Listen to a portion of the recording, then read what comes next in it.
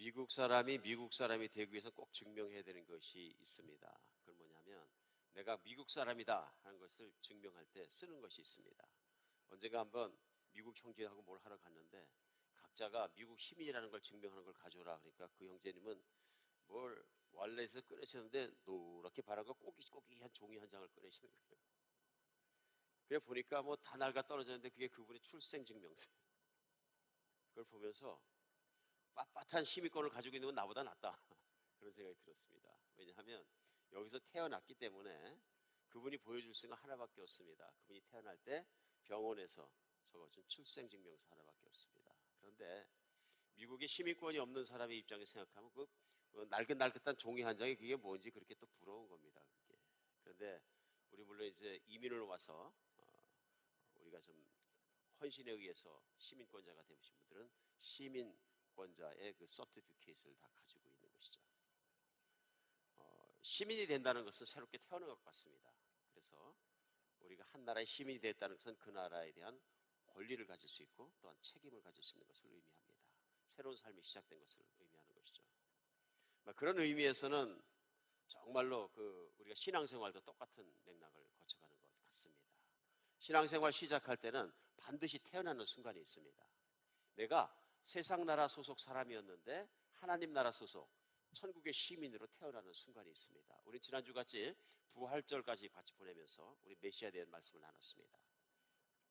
바로 그 일을 위해서 예수님이 이 땅에 오셔야 했고 그 일을 위해서 예수님은 십자가에 못 박혀 죽으셔야 했습니다.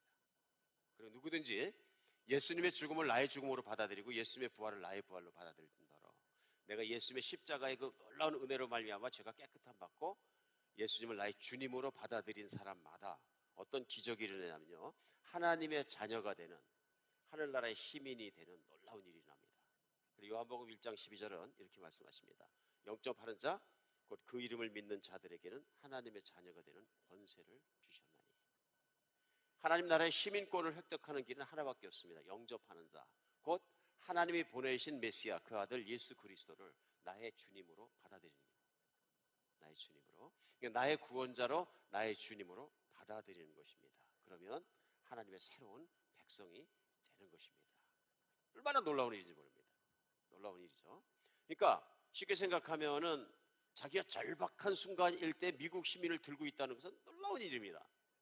어떤 분들에게는 뭐 가족이 초청해서 왔고 그냥 살기 싫은데 살다 보니까 시민권도 나오고 그러면은 미국 시민권도 시건들 한 것이고 뭐 그럴 수 있지만은 어떤 분들에게 정말 소중한 거예요.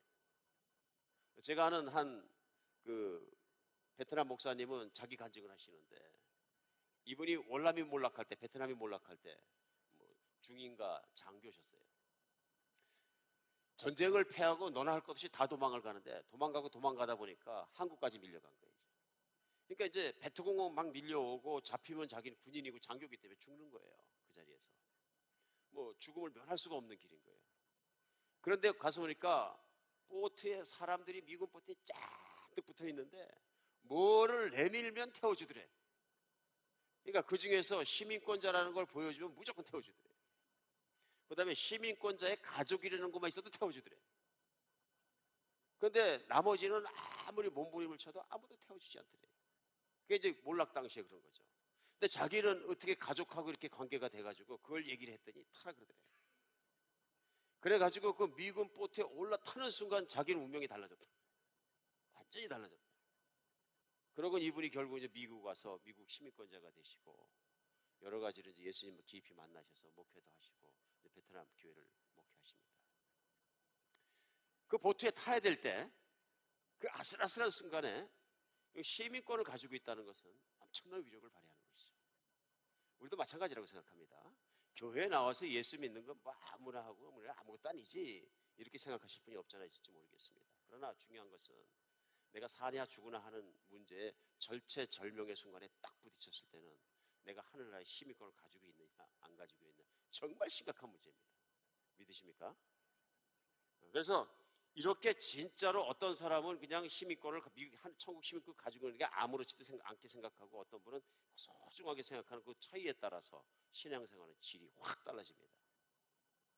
그래서 오늘은 부활절을 지내고 나서 우리 신앙인들에게 가장 중요한 걸 시작했으면 좋겠습니다. 그게 뭐냐 하면 하나님의 백성으로 태어났으면 하나님의 나라의 백성으로 살아가는 삶의 방식과 기준이 따로 있습니다. 오늘 그것을 아주 요약해서 가장 기본적이지만 가장 중요한 것을 다시 시작하는 날입니다. 그래서 우리가 지난주까지 그 메시아에 대해서 말씀을 끝내면서 이제는 하나님이 천국 백성 된 사람 이렇게 살아라 하는 내용을 우리 같이 오늘은 알아보겠습니다. 특별히 오늘 말씀 제목이 로마서 말씀 12장 1절로 8절 본문 가지고 그리스도인이여 이렇게 살라입니다. 그러니까 내가 정말로 천국 백성이면 이렇게는 살아야 된다는 가장 기초적이고 기본적인 걸 우리가 알아야 된다 그런 얘기입니다. 오늘 본문이 우리에게 가르치는 첫 번째 건 뭐냐면요, 하나님의 백성이 된 사람은 하나님의 뜻대로 살아야 됩니다. 어떻다고 생각하실까요? 그렇게 쉬운 거를 오늘 또 말씀하시나? 그렇게 쉬운 것이 문제가 생기면 인생 전체가 문제가 생깁니다.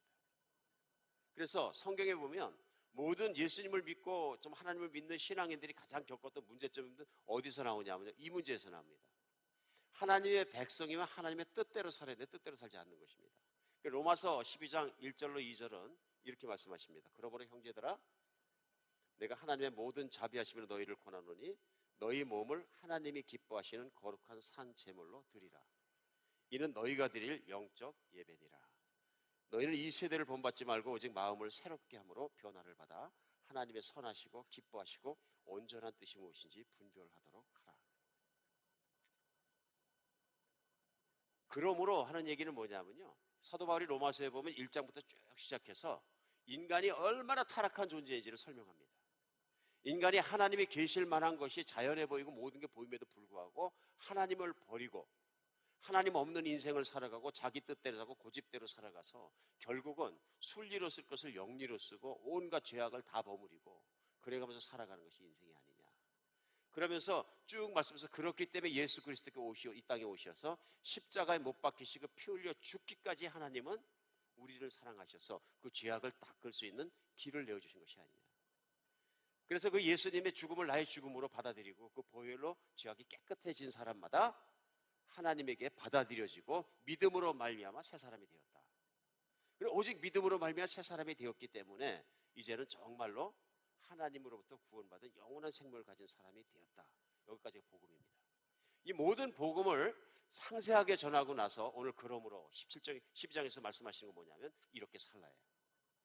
그러니까 우리에게는 로마서가 앞에 복음도 굉장히 중요한 것이지만, 그러니까 바로 믿기 위해서는 바로 태어나야 합니다. 내가 하나님의 백성이 되는데 어떤 과정을 거치며 무엇을 해야 되는지 분명히 아는 것이고요, 그것을 아는 것뿐만 아니라 내가 체험하는 것이고 내가 그렇게 고백하는 것입니다. 그럼 내가 분명히 예수 그리스도 함께 십자가에 죽고 새 사람으로 태어났으면 과거와 같이 살면 안 된다. 내가 예전에 살던 사고방식, 태도, 모든 것 가지고 산다 그러면 나는 아직은 다시 태어나지 못한 사람이다 생각할 수 있는 거죠. 그래서 정말 중요한 건 뭐냐면요, 하나님 말씀을 내가 아는 것뿐만 아니라 하나님 말씀을 알면 그런 삶대로 살게 된다. 그럼 제일 먼저 어떻게 살아야 되냐면, 형제들아, 내가 하나님의 모든 자비를 권하노니 너희 몸을 하나님이 기뻐하신 거룩한 산 제물로 드려라. 몸을 드려라 그러시는 거예요. 이어서 하는 말씀이 이 세대를 본받지 말라. 그리고 마음을 새롭게 해서 변화를 받아서 하나님의 선하고 기뻐하시고 온전한 뜻이 무엇인지를 분별하라. 중요한 게 뭡니까? 하나님의 뜻이 무엇인지를 알고 내 몸을 산 제물로 드려서 생각만 따라가지 말고 내 몸을 드린 것만큼 내 삶이 하나님의 말씀대로 뜻대로 살도록 하라. 이게 메시지입니다. 우리 지난주까지 우리 매주 만나는 성경완동학교에서 요즘 역대상, 역대하 읽습니다. 역대기를 이렇게 말씀을 읽다 보면은 우리보다 먼저 신앙생활엔 다윗이라는 사람이 아주 그냥 멋진 신앙의 모습으로 탁 하나님께서 제시하셔서 튀어나옵니다. 근데 다윗 앞에 있던 이스라엘의 초대 왕은 사울이라는 왕입니다. 다윗의 장인입니다. 근데 결과적으로 얘기해서 우리가 아는 것처럼 사울은 하나님께 버림받았습니다. 말년에 비참하게 버림받습니다. 그런데 사울이 왕이 돼갖고 버림받았던 가장 큰 이유가 뭐냐면요, 사울이 하나님을 버린 거예요. 근데 우리가 신앙생활하는 요즘 신앙인의 모습을 봐서는 절대로 사울이 하나님을 버렸거나 교회를 떠난 사람이 아닙니다. 교회에 열심히 참석하는 사람이고 열심히 하는 사람이에요. 쉽게 생각하면 뭐냐면 우리 사무엘상 그 15장에 보면 사울 왕이 하나님께로 받은 첫 번째 전투의 명령은 아멜렉 사람들하고 싸우는 일이었고, 하나님은 그 아멜렉 사람들을 멸절시키라고 말씀하십니다. 그래서 실제로 순종해서 전쟁에 나갔고 승리를 했고 그들을 거의 멸족시켰습니다. 왕을 근데 안 죽이고 사로잡아오고요, 동물을 사로잡아갔습니다. 그래서 왔더니 하나님의 불순종이라 그러십니다. 제가 볼 때는 95% 순종했어요. 전쟁에 나간 것이나 전쟁을 한 것이나 그들을 멸절한 것이나 승리한 것이나 다 열심히 했어요. 근데 나머지 5%가 그를 버림받는 왕이 되게 합니다. 근데 나중에 이것이 진행되면서 사울은 버림받고 다윗은 선택받습니다. 다윗은 칭찬받습니다. 근데 그 이유가 역대기에 나옵니다. 역대기는 보면 족보가 끝나자마자 바로 다윗이 왕된 사건으로 초점을 맞추면서 다윗이 첫 번째 왕되고 나서 가장 마음속에 한 일이 뭔지 아십니까? 법궤를 자기의 궁전에 있는 곳으로 모시고 온 일입니다. 그러면서 그 법궤를 모시고 오자 그럴 때 모든 백성을 모아놓고 그가 얘기합니다. 그래서 역대상 12장 2절에 보면은, 죄송합니다. 역대상 13장 3절에 보면은 이렇게 얘기합니다. 우리가 하나님의 궤를 우리에게 옮겨오자. 사울 때에는 우리가 궤 앞에서 묻지 아니하였느니라. 이게 무슨 얘기예요? 사울 때의 문제점이 뭐냐면 사울은 하나님의 임재 앞에서 하나님의 뜻을 묻지 않고 자기 뜻대로 그냥 막 해버렸다 이런 얘기. 그러니까 하나님의 말씀을 듣고 어느 정도까지는 따라가는데 결국은 전국적으로 어떻게 되냐면 자기 뜻대로 모든 일을 해결해버렸다 이런 얘기.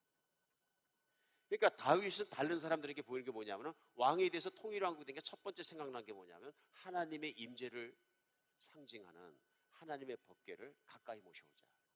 나라의 중심에 두자. 내가 왕이 아니고 하나님이 왕이신데 나는 하나님께 묻는, 그리고 답변을 듣고 그대로 말씀을 전하는, 나는 그런 수종자, 종일 뿐이지 나는 여러분을 다스리는 사람이 아니라는 선포입니다. 그러니까 왕이 얘기할 때 나라가 잘 되기 위해서는 왕이 바른 자리에 쓰셔야 되는데 하나님을 이 자리에 모셔오지 않는 얘기입니다. 그가 근데 법궤를 모시러 갔는데 우리가 아는 것처럼 하나님께서 법궤를 섬겼던 웃사라는 사람이 하나님의 방법대로 법궤를 움직이지 않으니까 웃사를 쳐서 찢어 죽였다고 말씀하십니다. Broken in pieces. 하나님을 무시하면 그렇게 됩니다. 그러니까 하나님의 권위를 무시한 게, 법궤는 레위 족속들이 어깨에 매서 위로 공손하게 섬기고 모셔야 되는데 마차에 실어가지고 오다가 마차가 흔들리니까 손 위로 콱 누른 거예요. 그러니까 웃사 아래 하나님의 법궤가 있는 거예요. 아주 교만한 모습에 한번 보세요. 이때는 영광이 법궤에 있습니까? 웃사에게 있습니까? 웃사에게 영광이 있는 거예요. 인간에게 그냥 쳐 죽이시는 거예요. 사람이 교만해지면 하나님의 영광을 이용해서 자기가 그 위로 올라가려는 속성이 있습니다. 인간은 그렇게 악한 것 같습니다. 근데 다윗의 입장에서 보니까 진짜 좋은 뜻으로 하나님의 법궤에서 묻고 왕을 섬기기 위해서 법궤를 모시는데, 하나님의 그 웃사가 죽는 장면에서 다윗의 입장이 뭐냐면 하나님이 법궤를 모셔오는 걸 좋아하지 않으시는구나. 내가 법궤 모셔오는 걸 좋아하지 않으시는구나. 싫어하신다. 거절이에요. 내 의도는 좋았는데 방법이 틀렸어요. 하나님의 방식대로 해야 돼요. 내 마음대로, 그 사울의 길이에요. 마음대로 하는 것이요. 에이, 그냥 웃사가 죽었건 말건 잡아당겨 가져가. 이게 사울의 길이에요. 내가 정해놓은 목표가 달성되면 되는 거예요. 왜냐하면 그것이 선하다고 느꼈으니까. 다윗은 즉각적으로 뭐가 틀린 그 자리에서 기법합니다. 하나님은 결론은 뭐냐면 노야. 물론 궁에 가서 고민했겠죠. 기도했겠죠. 난리를 쳤겠죠. 깨닫습니다. 아, 법궤를 잘못 섬겼다. 그 다음에 가서는 있는 잔치를 다 버리고 하나님 앞에 제사를 드리고 이제 말씀대로 법궤를 레위인 쪽들의 어깨에 딱 매겨서 들어오니까 하나님께서 기쁜 마음으로 블레싱 하십니다. 법궤가 움직이고 나서 이제 첫 번째 해야 될 건 뭐예요? 하나님의 법궤는 텐트 가운데 있고 자기는 잘 지은 궁전 가운데 있으니까 이건 말이 안 된다. 진짜 왕이신 하나님은 이런 곳에 있을 수 있냐? 내 궁전보다 훨씬 더 크고 아름다운 성전을 줘서 그 하나님의 성전에 내가 모셔야 된다. 좋은 생각이죠. Good thinking. 그 얘기를 갖다 선지자 나단에게 했더니 나단이 뭐라 그러냐면요, Good. 하나님의 사랑하는 마음이 당신 가운데 있으니 당신 뜻대로 하세요. 대단한 나단 선지자도 실수합니다. 그렇죠? 당신은 진짜 하나님을 사랑하는 사람이니까 성전 짓고 싶으면 지세요. 얼마나 계세요? 당신 뜻대로 지세요. 이게 이제 말이 안 되는 거예요. 근데 그 다음 절에서 뭐라 그러시냐면, 역대상을 읽다 보면은 하나님이 나단에게 나타나서 NO 그러십니다. 다윗은 내 성전을 짓지 못하리라. 여러분, 법궤를 가져올 때도 거절하시고 성전을 짓겠다는 좋은 뜻도 거절하는, 기분 좋았을까요? 엄청 당황스러운 겁니다. 하나님이 기뻐하실 거야 하는 데는 확신이 있었는데 하나님 답변은 뭐냐면 NO예요. 심지어는 선지자까지 of course. 답변은 NO예요. 다윗은 그 NO의 이유를 찾아서 하나님께 구하고 깨닫게 됩니다. 그러면서 다윗이 고백합니다. 인자가 무엇이길래, 나 같은 인간이 무엇이길래 이스라엘에서 저 구석등에서 목동이나 하고 제일 비천한 자를 이스라엘의 왕으로 삼으시고 후손까지 복을 주십니까? 나 같은 자가 뭐길래 하나님이 저를 생각해 주시고 답변해 주십니까? 하나님의 생각을 이 부족하고 더러운 인간에게 알게 하십니까? 하나님의 뜻을 알게 하신 것만으로도 나는 너무나 감사합니다. 여러분, 다윗의 태도를 느끼시겠습니까? 하나님의 뜻을 내가 알게 하신 것만으로 하도 저는 기쁘고 춤을 추고 찬양합니다. 그래서 정말 기쁜 마음으로 자신은 성전을 짓지 못하고 성전을 짓는 재료만 열심히 준비합니다. 자기가 성전을 보지 못했을지라도 자기는 기뻐하는 것을 볼 수 있습니다. 현대교회가 하나님의 영광을 드러내지 못하는 가장 큰 두 가지 이유가 있습니다. 하나는 뭐냐 하면요, 하나님의 영광을 들어서 자기의 만족을 추구하는 겁니다. 전국적으로는 뭐냐면은 하나님의 영광이 아니라 자기 만족이에요. 두 번째는 뭐냐 하면요, 내가 뭔가 하나님께 쓰임받을 수 있고 도움을 하나님을 드릴 수 있다고 착각하는 인간적인 잘못이에요. 오늘은 좀 잘 생각해 봐야 될 것 같습니다. 특별히 우리 그리스도인들이 살아야 되는 방식과 태도가 따로 있습니다. 근데 간혹은 우리가 이것을 잘 모르는 거예요. 그러니까 사울은 나의 식대로 산 사람이고 다윗은 하나님의 식대로 산 사람이에요. 그래서 사울이 순종을 95%만 했을 때 그 당시 선지자 정말로 사무엘이 그에게 한 말씀은 뭐냐면요, 사무엘상 5장 22절은 사무엘이 이르되 여호와께서 번제와 다른 제사를 그 목소리를 청종하는 것을 좋아하심같이 좋아하시겠나이까. 순종이 제사보다 낫고 듣는 것이 수양의 기름보다 나으리라. 무슨 말씀이에요? 아무리 제사를 열심히 드려도, 아무리 예배를 열심히 드려도 하나님의 뜻대로 사는 것보다 낫겠습니까? 아무리 예배를 열심히 드려도 그게 자기 만족을 위한 예배라면, 그리고 사는 것은 하나님의 말씀대로 순종해서 살지 않는다면 그것이 하나님을 기쁘게 하겠습니까? 오늘 우리가 정말 생각해 봐야 되는 건 뭐냐면요, 신앙생활을 하면서 나도 모르게 이렇게 되는 게 하나님의 영광이야. 쉽게 생각해서 다윗이 사울처럼 살았으면 어떻게 살았냐면요, 어찌 됐건 뭐라 그러시건 하나님의 성전을 크게 짓는 게 하나님의 영광을 보는 거야. 한번 생각해 봐봐. 하나님의 성전이 내 궁전보다 더 크고 전 세계에서 가장 큰 파르테논 신전처럼 산꼭대기에다가 돌을 다듬어서 멋지게 쳐놓으면 전 세계 사람들이 크신 하나님을 볼 거 아니냐, 그런 얘기죠. 근데 하나님은 그런 영광을 취하시는 분이 아니세요. 하나님의 성전은 사실은 조그매요. 나중에 친 것들 정말 기둥 2개밖에 안 돼요. 작은 성전이에요. 그러니까 하나님은 하나님의 뜻대로 따라서 하나님이 하나대로 그대로 지어주는 걸 좋아하시지. 그래, 하나님 말씀하세요. 하나님의 영이시니 어떻게 인간이 저런 집 속에 살겠느냐.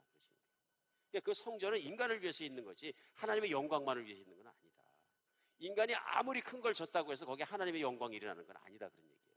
반대로 만약에 다윗이 세계에서 제일 큰 성전을 지으려고 했으면 아마도 한 자기 세대와 다음 세대까지 계속 백성들을 노역시켜야 될 것을 노역시키면은 하나님이 이렇게 백성을 고생시키는 하나님 난 싫어, 이렇게 되죠. 맞습니까? 실제로 솔로몬 후대에 르호보암 왕 때 그런 일이 일어나잖아요. 솔로몬 왕 때 너무 고생을 많이 시키니까 백성들이 싫어하는 거예요. 백성들이요. 노역을 너무 많이 시켰다. 하나님의 영광이고 뭐고 다 싫다. 왜냐하면 깊이 생각해 봐야 됩니다. 그러니까 오늘날도 우리가 하나님께 기도하고 순종하는 길을 사는가, 아니면 정말로 우리 내 뜻대로 사는 건 아닌가 생각해야 합니다. 너무 많이 일어납니다.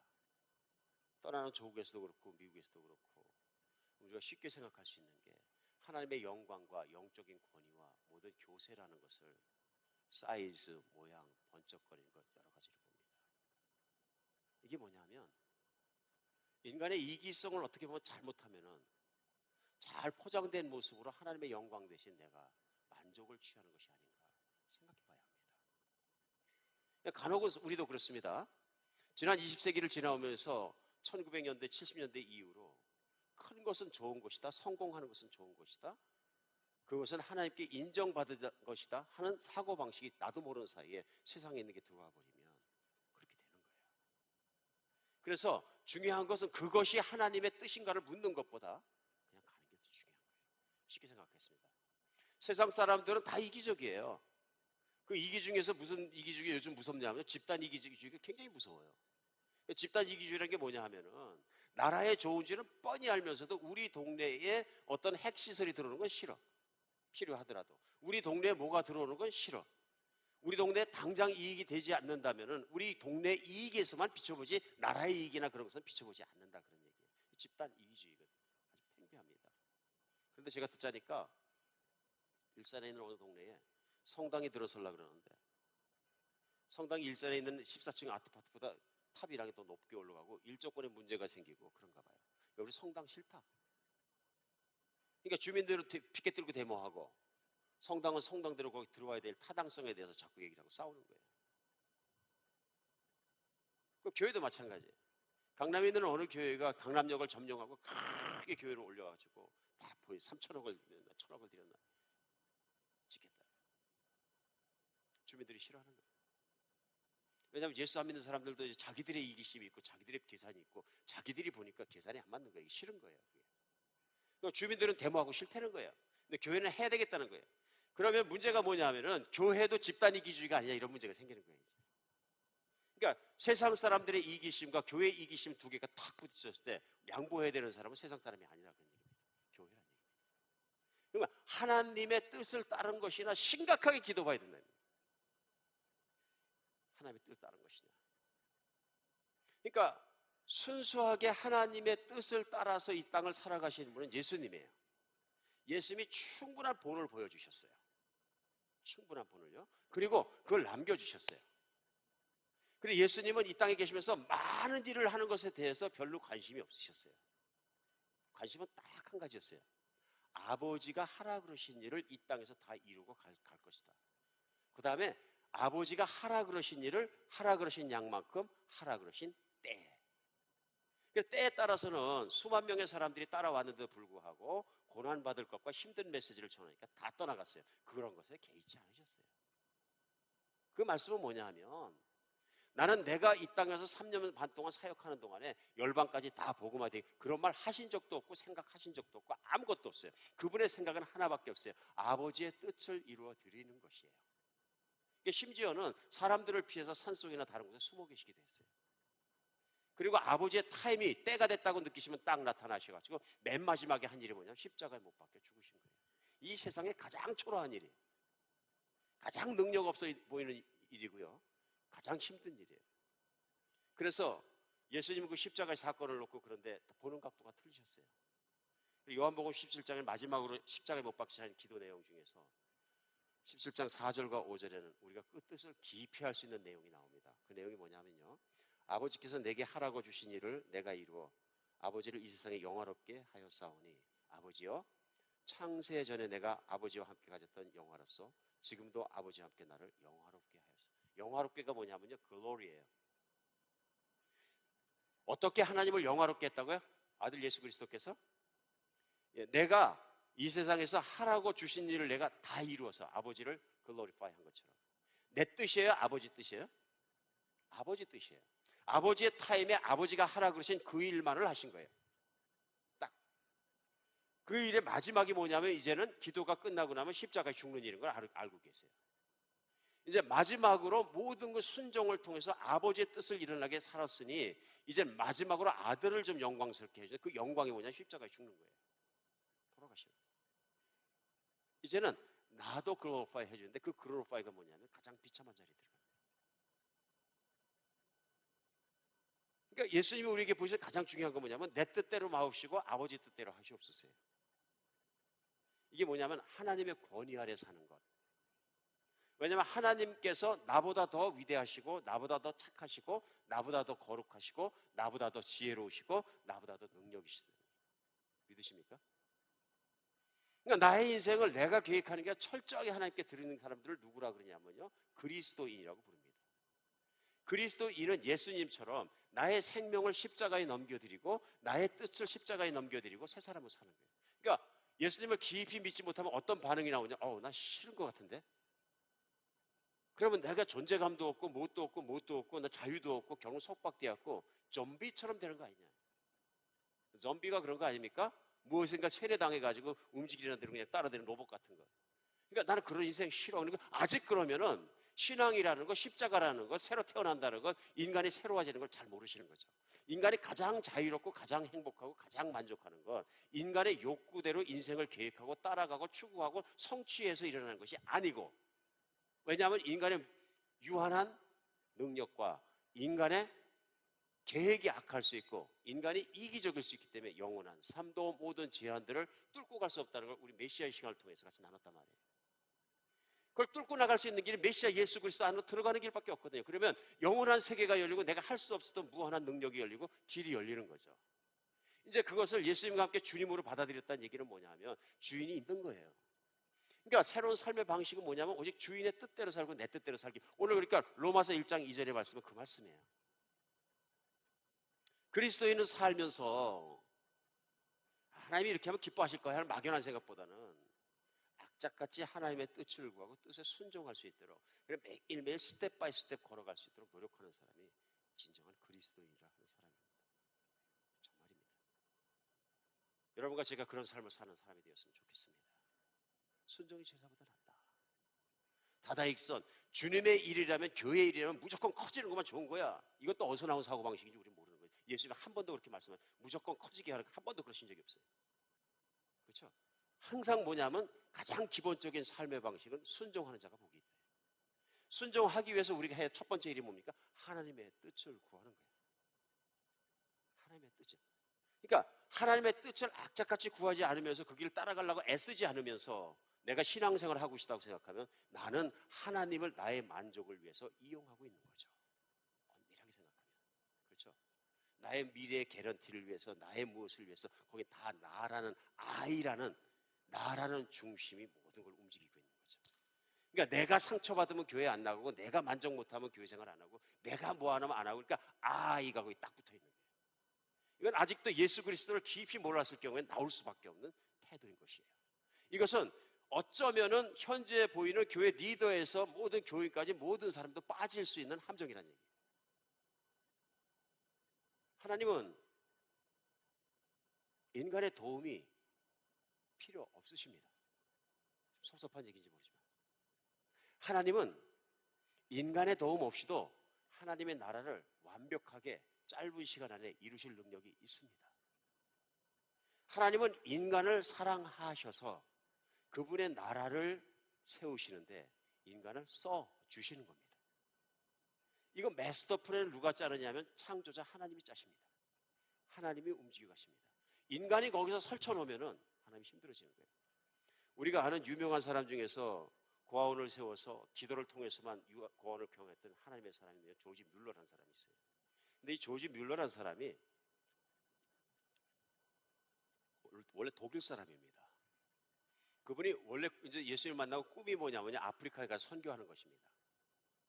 항상 오직 한 가지 꿈은 그거예요. 그런데 보니까 선교를 하려면 영어를 잘해야 돼. 그래서 이분이 첫 번째 결심이 뭐냐면 영어를 배우기 위해서 영국을 간 거예요. 근데 그분이 영국에 가셔서 그 영어를 한창 배우고 이제 영어를 배우기 위해서 왔다 갔다 하는 과정에서 보니까 그때 당시에 산업혁명이 막 일어날 때인데 산업혁명이 일어나서 도시가 부자가 되기 시작하니까 시골에 있는 가족들이 막 대책 없이 막 몰려드는 거예요. 그러다가 부모가 무슨 일로 돌아가시고 막 이런 일들이 일어나고 하니까 뭐 배고파 죽고 하니까 아이들이 어린아이에서 청소년까지 길바닥에 막 내보내요. 그러니까 길에 거지가 고아가 그렇게 많은 거예요. 그걸 보면서 자기가 공부하기 위한 학원을 왔다 갔다 하면서 보니까 가슴이 계속 무거운 거예요. 근데 어느 날 시편 68편 5편을 말씀 묵상을 하는데 가슴이 털렁 떨어집니다. 그러면서 그 말씀에 그 거룩한 처소에 계신 하나님은 고아의 아버지시며 과부의 재판장이시라. 갑자기 이 말씀이 자기 마음을 점령하고 뒤덮기 시작했어요. 아닙니다. 저는 아프리카를 가야 됩니다. 그리고 기도하는데 울면서 기도가 되는 거예요. 근데 하나님 말씀하시는 음성이 들렸대요. 조지 밀러야, 너는 아프리카 선교에 갈 것이 아니라 런던의 교회들을 돌봐, 런던에 있는 고아들을 돌봐라. 내가 고아의 아버지는 너는 내 고아원의 총무가 되어라.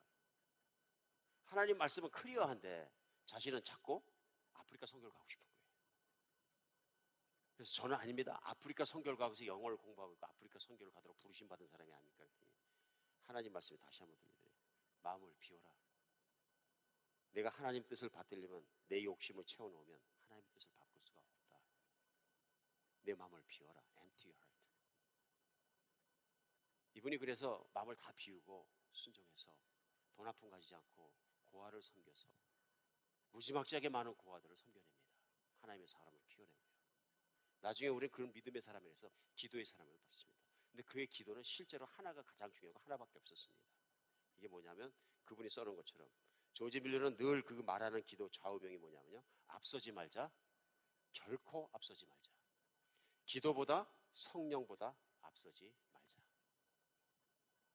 우리 하나님 우리를 부르실 때 손을 붙잡고 예수님이 가자는 대로 예수님이 끄시는 대로 같이 가도록 동행하도록 이걸 뭐라고 우리 표현하냐면 하모니입니다. 하나님과 조화를 이루며 순종하며 하나님의 손을 붙잡고 걸어가도록 우리를 부르셨습니다. 과거 죄인의 길이라는 건 뭐냐면요. 내 뜻대로 내 마음대로 마구 걸어 살아온 인생이 죄인의 길입니다. 내가 계획하고 내가 만족하고 내가 추구하고 결과도 내가 책임진다. 이거는 죄인의 길이십니다. 우리 주님의 뜻을 알고 그분의 뜻을 따라가는 기본적인 인생의 태도를 오늘 결정하는 여러분과 제가 됐으면 좋겠습니다. 오늘 두 번째 본문이 우리에게 가르쳐 주신 그리스도인이 살아야 되는 두 번째 원칙, 삶의 방식, 태도는 무엇이어야 되냐면요. 하나님 가족 의식을 갖고 살아야 됩니다. 내가 하나님의 가족이라는 의식이요. 그러니까 모든 건 어디서 시작되냐면 잘못 인생이나 신앙생활을 했을 땐 이기심에서 시작돼요. 나에서부터. 근데 이 개인주의라는 것, 이기심이라는 것이 얼마나 신앙생활하는데 바들시키냐면요. 내가 하나님의 공동체 지체의식이라는 걸 죽여버려요. 로마서 12장 오늘 본문 5절은 뭐라고 말씀하시냐면요. 이와 같이 우리 많은 사람이 그리스도 안에서 한 몸이 되어 서로 지체가 되었느니라. 예수님을 믿고 하나님의 시민권자가 돼서 하나님의 백성으로 태어나는 순간부터 나는 혼자 살지 않도록 부르심을 받았습니다. 만약에 나는 그리스도인이 되었는데 난 혼자도 신앙생활 잘 할 수 있다고 생각하신다면 크게 착각하신 겁니다. 그건 이거하고 똑같습니다. 나는 태어나기는 이 시문 중 누구네 집으로 태어나서 우리 엄마 아빠가 있는데 나는 가족을 거부해. 난 가족이 없어. 하늘에서 뚝 떨어져서 이거하고 똑같습니다. 그렇죠? 우리가 육신으로 태어났는데 내 가문을 부인할 수 없는 것처럼 내가 예수님을 믿고 하나님의 백성으로 태어나는 순간부터 우리는 하나님의 가족이 되었습니다. No choice. 하나님의 가족이 되었다는 얘기는 뭐냐면 공동 운명체가 되었고 나는 나를 위해 존재하지 않고 가족을 위해 존재하는 사람이에요. 여러분, 우리가 가족으로 태어나서 가족 공동체가 잘 되는 길이 뭐예요? 돈 많이 버는 거예요? 천만의 말씀. 돈 잘 벌어도 원수 돼. 돈 남겨놓고 오남매 남겨놓고 죽으면 어떻게 돼요? 원수 만드는 거예요. 돈 때문에. 다 그렇잖아요. 지금. 원수예요. 그게 무슨 잘된 가정이에요. 잘된 가정은 그런 가정이 아니에요. 좋을 때나 나쁠 때나 서로 사랑하고 아끼고 찾아보고 그런 게 좋은 가정이고 성공한 가정이죠.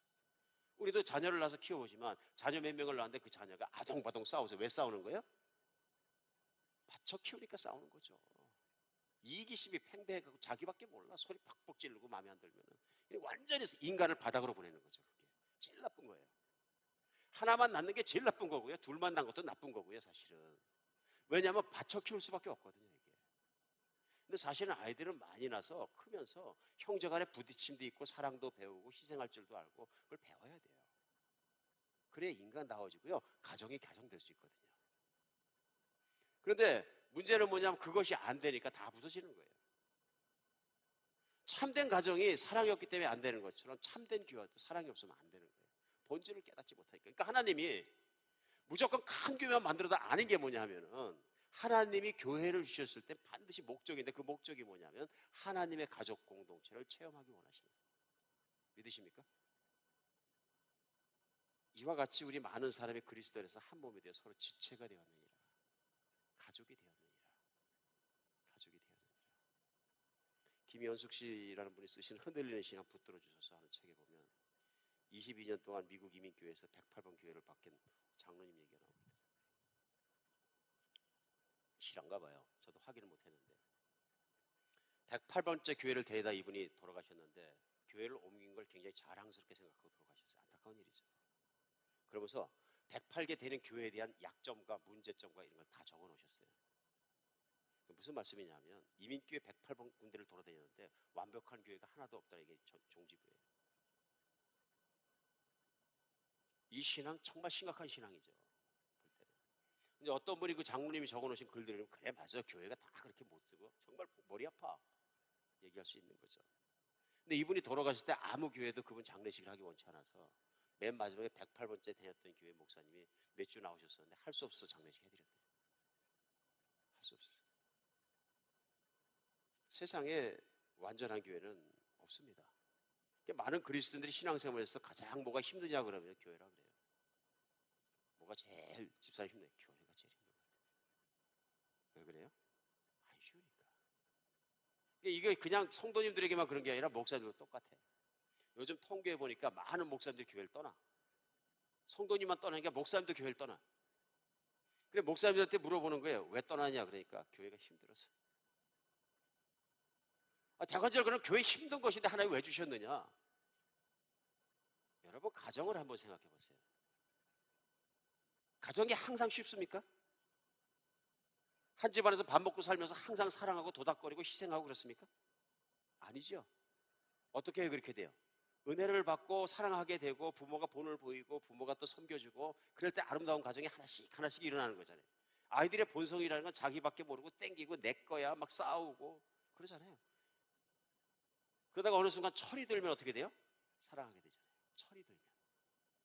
신앙적으로 이 철이 들었다는 게 뭐냐? 깨달음이 온 거예요. 이제는. 이제 나만을 위해 살아서는 이기심을 가지고는 아무것도 안 되는 거구나. 그게 뭐냐면 우리가 진짜로 하나님의 제자가 되는 순간이고 믿음의 사람이 되는 순간인 거죠. 교회는 변화해 가고 있는 사람들의 공동체, 가족이기 때문에 교회는 하나님의 나라 천국이 있다는 것을 증거해 주는 이 땅에 있는 공동체입니다. 완벽한 천국이 아니고요. 완벽한 천국은 완벽한 풍토와 완벽한 지도자와 그 모든 왕 대신 예수 그리스도가 오실 때 이루어집니다. 근데 교회는 최소한 그런 것이 있다는 걸 이 세상에 증거할 수 있는 증거예요. 그렇죠? 그러니까 세상하고는 다르고 세상보다 낫다는 걸 증거할 수 있다는 얘기입니다. 세상에 가서는 아무것도 몰랐던 나를 갖다가 누가 챙겨주는 사람이 어디 있어요? 그러니까 교회 왔는데 김 집사님이 갑자기 나에 대해 관심 있고 밥 한 끼 사주면 이건 천국이기 때문에 그런 거예요. 세상에서 사주는 밥은 다 뒤에 끈이 달려 있어요. 이유가 있어요. 맞습니까? 만약에 어떤 집사님이 나를 아무 이유도 없는데 그냥 좋아해주고 밥 사주고 사랑한다는 얘기하면 하늘나라를 내가 체험한 거예요. 근데 교회에 와가지고 완전한 교회를 원한다 그래서 쫙 둘러보다가 목사님 요게 마음에 안 들고 요게 마음에 안 들고 요게 마음에 안 들고 나머지 좋은 거는 다 빼놓고 저 성도님 요게 마음에 안 들고 요게 마음에 안 들고 저게 마음에 안 들고 그래 떠돌기 시작하면 108번째 되는 거죠. 죽을 때까지 다녀도 내 마음에 완벽한 교회는 없다. 오늘 완벽해 보여도 6개월, 1년쯤 살고 나면 불완전한 모습들이 자꾸 보이기 시작한다. 사랑이라는 것은 불완전함에도 불구하고 나 같은 죄인도 받아주시는 하나님을 생각하면서 죄인까지 사랑하는 게 사랑이라는 얘기죠. 내가 교회를 판단하고 있다는 건 아직 어쩌면 복음의 깊이 속에 나같이 더러운 인간과 죄인과 교만한 인간과 불평하는 인간과 판단하는 인간을 조건 없이 사랑해 주신 하나님을 깊이 만나지 못하셔서 그럴 수도 있다.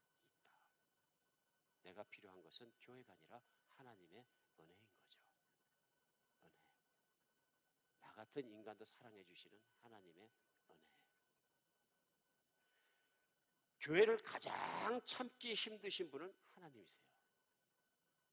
그런데 교회를 가장 사랑하시는 것이 하나님이세요.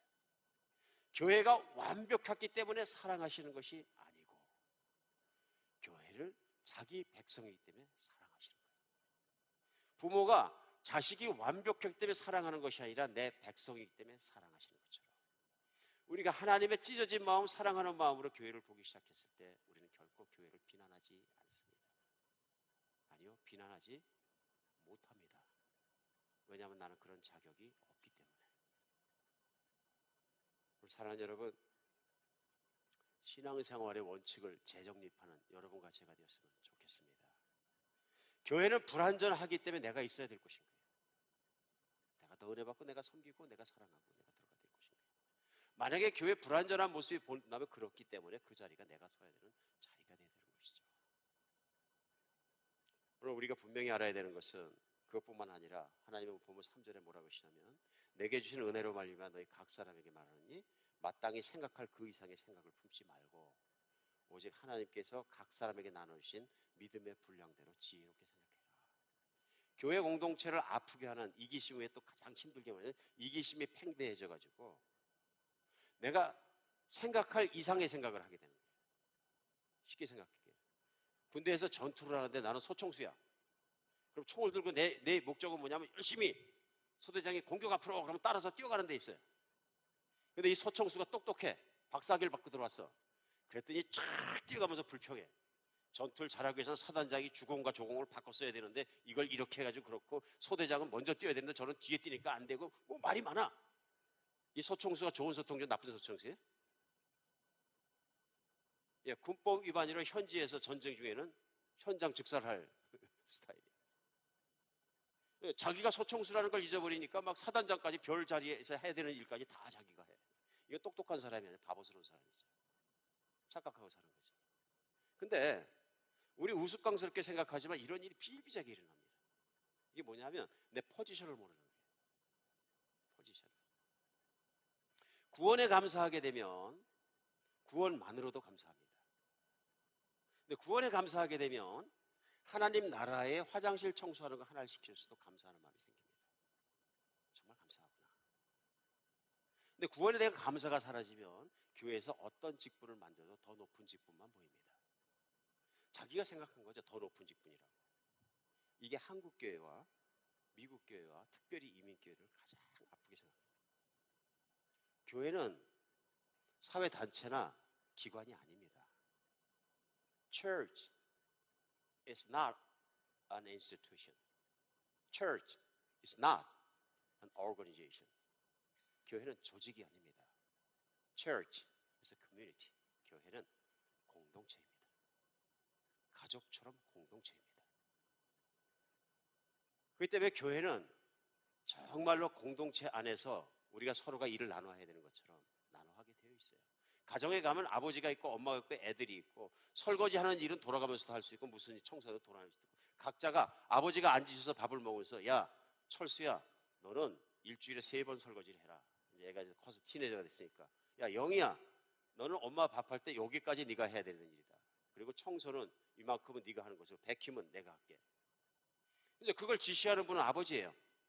이해하시겠죠? 그러니까 높기 때문에 지시하시는 게 아니라 하나님이 그런 권위를 아버지에게 주신 거예요. 그러니까 아버지가 할 일을 하고 자식들이 할 일하고 따라하면 가정이 불화가 없어요. 그렇죠? 소리 안 질러도 돼요. 교회 똑같습니다. 교회는 하나님이 세우시는 기관들이 있고 협조하고 같이 가야 합니다. 하나님의 모든 메스 플랜을 짜시고 그것을 끌고 가시는 분이세요. 그러니까 교회가 하나님의 뜻에 따라서 기도하면서 잘 따라가는 것 중요하고요. 모든 교인들이 지체가 되어서 일사불란하게 한 가지 목적을 향해 하나님의 뜻대로 같이 움직여주는 게 더 중요합니다. 더 중요합니다. 합의전 교회는 창립 예배를 드리고 난 후에 7년이 반이 넘어서야 7년 반이 돼서야 안수 집사님을 처음으로 지난주에 안수했습니다. 말썽도 많았고 소리도 많았고 시끄럽습니다. 사실은 쉽지 않았습니다. 뭐가 쉽지 않았냐면요, 7년을 기다리는 게 너무 힘들었습니다. 별말 다 들었습니다. 이요셉 목사 독재자야, 제국주의자야, 왕이야, 저 사람은 안수 집사도 안 세우고 아무것도 안 세울 거야, 별 얘기 다 들었고요. 이름 말할 수 없는 욕을 다 들어먹었습니다. 저 자신이 들은 욕을 갖다 제가 면하기 위해서 이런 말씀을 나누는 게 아니고요, 힘들었다는 얘기예요. 참기가, 무엇이요? 기다리기가 때가 아닌 거예요. 한 번은 죄송한 말씀입니다만 리더십 회의에서 혹시 지금이 안수 집사를 세워야 될 때라는 거 믿으십니까? 그랬더니 또 한 분이 팍 튀어나가 버렸어요. 기대감이 깨진 거죠, 그 순간에. 기대감. 그렇지, 이요셉 목사는 누굴 세우기를 혼자 다 받아야지 영광을. 뭐 오해를 받아도 좋습니다. 아파도 좋습니다. 그러나 분명한 건 뭐냐면 하나님의 때의 리더가 세워졌으면 좋겠습니다. 그리고 7년 반이 지나서야 우리는 처음으로 교회 전체에 7일을 담당해 주실 안수 집사님 세 분을 세우게 되었습니다. 교회 작은 일은 아니라고 생각합니다. 이정표를 찍었고 여기부터 시작해서 성도님들의 섬김이 조금 더 확실하게 보이기 시작하고 한 발 한 발 쌓아나가게 된다고 저는 믿습니다. 직분보다 중요한 게, 일을 잘하는 것보다 중요한 게 뭐냐면 저는 그렇게 믿습니다. 사람이 되는 일입니다. 하나님의 뜻대로만 따라갈 수 있는 기도하는 사람, 따라갈 수 있는 사람이 되는 일입니다. 그런 일에 검증의 기간이 없이는 되어서는 안 된다고 저는 믿습니다. 수많은 분들이 수많은 생각을 하게 되겠지만 저는 앞으로 한비전교회가 사랑의 공동체가 될 줄 믿습니다. 안수 집사님들이 절대로 교회를 다 못 섬깁니다. 할 수도 없고요. 그분이 할 수 있는 일은 하나밖에 없습니다. 하나님께 기도하고 많은 지체들이, 성도님들이 자기의 자리에서 잘 섬겨낼 수 있도록 도와드리는 일을 할 수 있습니다.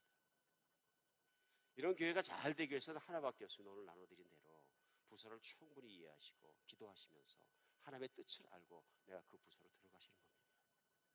왜? 이게 나의 영적인 가정이고 내가 소속된 것이고, 제가 천국 갔는데요, 소속이 어디세요? 전 예수님 소속입니다. 소속이 없습니다. 원래 신학적 철학이 제가 그렇습니다. 무소속, 오케이. 다들 교회가 있는데 한비전교회 길에 쓰실 겁니까? 하나님이 그러면 뒤로 넘어질 거 아니에요. 왜? 나는 늘 그렇게 생각 안 했으니까. 그런데 성경은 그렇게 얘기하십니다. 요한계시록의 7대 교회를 말씀하실 때마다 한 교회 말씀하십니다. 성경에 나와 있는 정말로 에베소 교회, 고린도 교회, 빌립 교회 모든 교회는 교회로 편지를 받았습니다. 그렇죠? 마찬가지로 우리는 하나님께서 보실 때 교회를 너무너무 사랑하시기 때문에 교회를 자신의 눈앞에 놓고 보시고요, 촛대같이 보시고 교회 별들을 들고 계신다. 잘 생각해야 됩니다.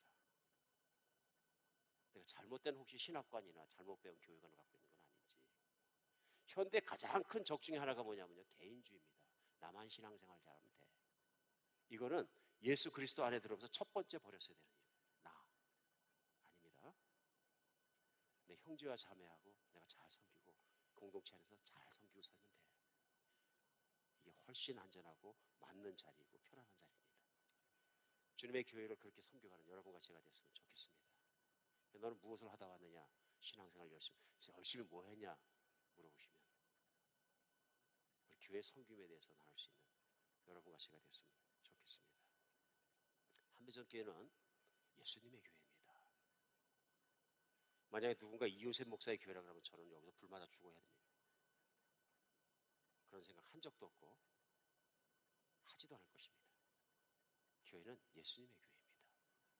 그분이 십자가에 돌아가셨기 때문에 교회가 생긴 것이고, 교회는 성도들의 교회입니다.